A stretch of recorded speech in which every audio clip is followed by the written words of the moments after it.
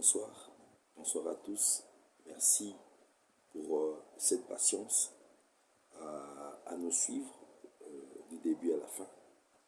Et nous croyons que quelqu'un qui va nous suivre du début à la fin sera béni et va retrouver un détail qui lui permettra de bien engager soit le combat de sa vie ou comment se maintenir dans la grâce de Dieu pendant les combats de sa vie. Que le Seigneur nous conduise et que tout ce que nous allons dire en ce moment soit pour sa grâce. Aujourd'hui, j'aimerais parler de ce que nous devons faire et savoir pendant les épreuves ou pendant les combats. Bien-aimés, les épreuves dans la vie d'un enfant de Dieu ne vont jamais s'arrêter. Les épreuves ou les combats existeront toujours aussi longtemps que nous serons sur la terre des hommes. Nous aurons des adversités de tout genre. Nous aurons des problèmes de toutes sortes. Mais dans tout ça, il faudrait savoir, il faudrait retenir que ce n'est pas nous qui subissons les premiers ou les derniers, les combats ou les adversités, ou mieux les épreuves. Même les patriarches dans la Bible ont rencontré des épreuves, des combats, des résistances. Mais avec Dieu, ils ont dû remporter, ils ont dû relever la pente. Je ne sais pas quel est le genre d'épreuve que tu traverses. Je ne sais pas, je ne connais pas le genre de combat dans lequel tu es engagé. Mais ce que je peux te dire, dans le combat où tu es engagé, dans les épreuves qui arrivent dans ta vie, retiens que Dieu est avec toi. Il ne te laissera pas. Amen. Qu'est-ce que nous devons savoir lorsque nous sommes butés à des combats? La première des choses que nous devons retenir, la première des choses que nous devons faire monter en nous, c'est que Dieu, l'Éternel, est notre Père Céleste et qu'il a des projets merveilleux pour nous, malgré le combat. Frère, sœur, ça, tu n'as pas droit d'oublier. N'oublie jamais que Dieu forme ou a formé des projets merveilleux pour toi. Les combats, les adversités, les épreuves qui arrivent ou qui nous arrivent, qui t'arrivent dans ta vie de chaque jour, ne peuvent pas te faire oublier cela. Retiens que lorsque tu combats, lorsque tu fais face à des épreuves, Dieu est ton Père Céleste et il a des projets merveilleux pour toi. Vous savez, dans Genèse 26, Isaac était buté à une sécheresse, la même sécheresse que son père avait vécue. Mais Isaac devrait aussi se déplacer. Mais Dieu est venu pour lui révéler son plan. Dieu est venu pour lui parler de ce qu'il pensait par rapport à Isaac. Dieu lui a dit clairement qu'il avait des projets de le bénir. Et Dieu lui a dit de ne pas quitter Guérard, qu'il reste là, il le bénira et il allait donner ces contrées-là, donner ces terres à sa postérité et que les nations seraient bénies par Isaac. Donc, malgré la sécheresse, Dieu avait un projet sur Isaac. Dieu a un projet pour toi, mon frère, ma soeur. Dieu a un projet pour nous. Malgré la souffrance que nous rencontrons, malgré les manques d'argent, tu as des projets, tu as besoin d'argent. Tu dois payer les loyers, tu n'as pas encore payé ton loyer mensuel. Tu n'as pas encore payé les frais d'études. Mais retiens que cela n'empêche pas Dieu d'avoir des projets pour toi. La deuxième des choses qu'il faudrait savoir, hormis le fait que Dieu est ton Père céleste et qu'il a des projets pour toi, la deuxième chose que tu dois savoir, c'est que les combats, les épreuves arrivent souvent dans la vie des enfants de Dieu. Les épreuves sont faites pour arriver dans la vie des enfants de Dieu. Jésus-Christ, dans Marc chapitre 10 plutôt, excusez-moi. Marc chapitre 10, verset 30. Marc 10, 30. Jésus, lorsque les disciples, Pierre lui a posé la question de savoir qu'est-ce qu'il allait gagner ou qu'est-ce qu'ils allaient gagner après avoir tout laissé. Jésus va lui dire, en ce siècle-ci, non seulement qu'ils ont au centuple des maisons, des papas, des mères, des enfants, des frères et des sœurs, il a ajouté qu'ils les auront avec des persécutions. C'est-à-dire, sur cette terre, malgré les standings, malgré tout ce que nous pouvons avoir des dieux, il ne faut pas oublier, il ne faut pas négliger l'aspect combat, l'aspect persécution, l'aspect épreuve, l'aspect combat, l'aspect adversité. Parce que l'ennemi ne voudra pas que tu puisses parvenir à la hauteur. L'ennemi ne voudra pas que tu puisses parvenir à ton bonheur. L'ennemi ne voudra pas que tu serves Dieu et que tu sois bien dans ta santé. L'ennemi ne voudra pas que tu serves Dieu et que tu sois plein aux as. L'ennemi ne voudra pas que tu serves Dieu et que tu réussisses à l'université sans corrompre. L'ennemi ne voudra pas que tu serves Dieu et que tu attendes jusqu'au mariage avant de faire le rapport sexuel. L'ennemi ne voudra pas ça.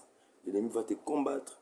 L'ennemi va te pousser sur le terrain des épreuves, sur le terrain de l'adversité, dans le but de te perdre. Mais retiens que Dieu est ton Père céleste. Il a un projet merveilleux pour toi dans ces combats-là. Et que les combats viendront toujours dans la vie des enfants de Dieu. La troisième des choses, il faudrait savoir, c'est que il faut savoir se contenter, se rassurer, rester dans la volonté de Dieu. Tu passes des temps difficiles, tu passes des temps d'épreuves. Le tout n'est pas de passer dans les temps des épreuves, mais le tout, c'est de demeurer dans l'épreuve, dans la volonté de Dieu. Vous savez, d'aucuns pensent que lorsqu'on est dans la volonté de Dieu, nous sommes épargnés des épreuves, nous sommes épargnés des combats. Non, ça c'est une mauvaise appréhension des choses. C'est une mauvaise compréhension des choses. Malgré la volonté de Dieu, le combat peut venir. Job était dans la volonté de Dieu. Job, Dieu dit que c'était un homme intègre. À son époque, il n'y avait pas un homme comme lui qui craignait Dieu, qui était intègre. Et lui-même, il le dit. Job a fait même un serment avec ses yeux pour ne pas regarder une vierge. Job n'a pas fait souffrir ses domestiques. Job n'a pas fait ça, n'a pas fait ça. Mais ce n'est pas pour autant que Job n'a pas connu un temps d'épreuve. Être dans la volonté de Dieu n'exclut pas, n'empêche pas que nous puissions subir des combats, des épreuves. Je t'ai dit que l'ennemi ne voudra pas que tu sois à l'aise. Il va tenter. Même la Bible le dit. La Bible dit que l'ennemi rôde comme un lion rugissant. Dans quel but? D'attaquer. Les lions ne rôdent pas seulement pour laisser. Il rôde et puis il attaque. Vous voyez? C'est ça l'ennemi. Donc les combats, malgré la volonté de Dieu, seront là. Mais toi, reste dans la volonté de Dieu. Ne quitte pas la volonté de Dieu. Et il faut la connaître. Ça aussi. Il faut connaître la volonté de Dieu. Vous voyez? Isaac, Dieu lui avait révélé sa volonté. Sa volonté était que Isaac reste sur la terre des Philistins et que Dieu allait le visiter. C'était ça la volonté de Dieu. Et il était resté. malgré qu'il était resté là, il faisait face à la sécheresse. Et puis, Dieu l'avait béni dans cette sécheresse. Mais malgré cela, les Philistins l'avaient combattu. Tu vois, il était dans la volonté de Dieu, qui était de rester à Guérard. Mais là où il était resté, on l'avait combattu. On l'a même chassé. Ouais. Ouais, ça. La volonté de Dieu. La volonté de Dieu. La volonté de Dieu n'exclut pas les combats, mon frère, ma soeur. Tu peux te marier à une femme que Dieu a dit, c'est ta femme, c'est ton épouse. Cela n'exclura pas les temps d'épreuve, les temps d'incompréhension. Ça n'exclura pas. Ça arrivera. Mais le tout, c'est quoi? Le tout, c'est de savoir que Dieu est ton Père céleste et qu'il a un projet merveilleux pour toi. Et que Dieu ne te laissera pas passer ces temps d'épreuve seul. Il sera avec toi. Il y a aussi une chose que tu dois savoir pendant les épreuves. Une chose très importante et capitale que tu dois savoir, c'est que pendant les épreuves, non seulement que tu dois rester dans la volonté de Dieu, mais tu dois t'attacher à la promesse de l'Éternel. C'est pourquoi quand tu traverses les épreuves, tu dois chercher à savoir quelle est la promesse qui est attachée à toi. Isaac, dans Genèse 26, avait reçu la promesse de l'élévation, la promesse de la visitation, de la bénédiction. Il s'était accroché à cette promesse-là. Dieu ne donne jamais sa volonté sans promesse. Il promet toujours. Parce que c'est par l'accomplissement. C'est par l'accomplissement de ses promesses que sa renommée s'est accrue, dit la Bible. Vous voyez? Donc, la promesse que tu as reçue de l'Éternel, la promesse que tu as reçue de Dieu, tu dois la saisir. Tu dois t'accrocher à elle et croire à l'accomplissement de cette promesse et Dieu te bénira. Ça se réalisera. Certainement, ça se réalisera. Crois à la promesse. Elle se réalisera. Tu vois? C'est pourquoi il ne faut pas négliger les songes. Tu ne dois pas négliger les prophéties que tu reçois. Tu ne dois pas négliger les promesses contenues dans la parole de Dieu. C'est pourquoi, dans les temps des épreuves, il faut lire la parole de Dieu. Plus tu lis la parole de Dieu, plus tu découvres beaucoup de vérités qui te permettront de mieux vivre sous les combats, qui te permettront de bien engager le combat, qui te permettront de bien affronter les épreuves. Il y a des promesses combien grandioses dans la parole de Dieu. Il faut la lire.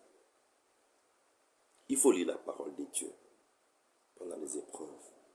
Tu y trouveras un trésor qui te permettra de mieux fonctionner, de mieux avancer. Et de sortir de ce temps de combat et de vaincre. Il y a aussi une autre chose que tu dois savoir pendant les combats. Pendant les combats, tu ne dois pas négliger la prière. La prière. Ne néglige pas la prière. La prière personnelle. Prends le temps de prier, de supplier Dieu, de pleurer au pied de Dieu, de chercher la face de Dieu. N'oublie pas ça. La prière est très, très importante. La prière est très capitale. N'oublie pas. Pendant le temps des épreuves, prie.